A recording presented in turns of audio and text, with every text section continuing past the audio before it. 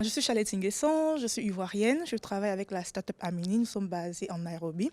Donc du coup, on utilise les technologies spatiales et l'intelligence artificielle pour développer vraiment des solutions pour le marché africain. Donc ce qu'on fait, on rend accessible les données environnementales pour différentes parties, pour aider les planteurs, pour aider les grandes compagnies, les banques, les assurances et tout, à développer des produits pour les planteurs et puis aussi à faire ce qu'on appelle les compliance au niveau des pays.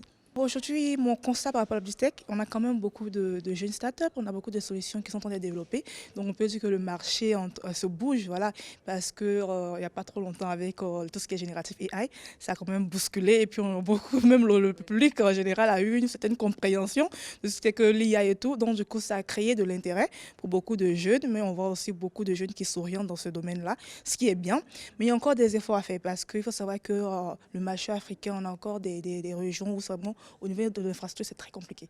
Donc, quand on parle de deep tech, si on parle de technologies comme l'IA, ça va demander aussi des ressources en termes de computing, en termes d'électricité, alors que nous, on a notre propre challenge. Donc, lorsque tu développes des produits sur le marché africain, il y a vraiment cette importance-là de comprendre son marché, de voir ses réalités et puis de s'assurer qu'on développe des solutions qui portent vraiment de l'intérêt, qui répondent à des problématiques en même temps qui peuvent être développées sur ce marché-là. Après, effectivement, il faut faire des partenariats pour voilà, développer et puis avoir disons, des ressources pour pouvoir avancer rapidement. Mais c'est un peu ça le blocage, l'infrastructure dans certaines régions de l'Afrique. Ah, franchement, c'est ma troisième fois au Maroc et ma première fois à UMCP. Et franchement, j'ai été comme je disais tout à l'heure, là, j'ai été vraiment émerveillée par l'université, par l'opportunité qu'il y a, parce qu'on sent l'environnement, l'écosystème entrepreneurial, on sent l'innovation, on sent la technologie.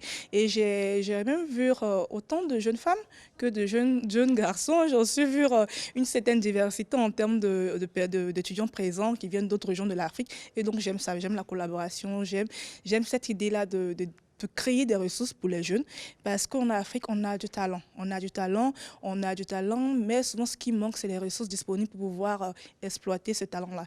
Et je pense que le MCP est en train de réussir son pari parce que là, d'ici 5 ou 10 ans, on va avoir des génies, des solutions très innovantes dans la deep tech qui vont naître de cet écosystème-là. Et j'espère vraiment que les autres pays africains vont essayer de se servir, mieux s'inspirer de ce modèle-là et puis avoir plus d'écosystèmes qui favorisent l'innovation spécialement dans la big tech.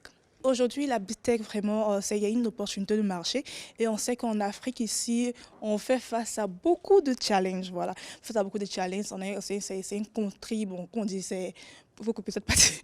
C'est un continent vraiment très diversifié avec beaucoup de réalités. Donc, il y a des problématiques que chaque communauté fait face au plan local. Donc, du coup, quand on parle de challenge, on parle d'opportunités de marché. Et aujourd'hui, avec la DUTEC il y a plusieurs technologies derrière la DUTEC.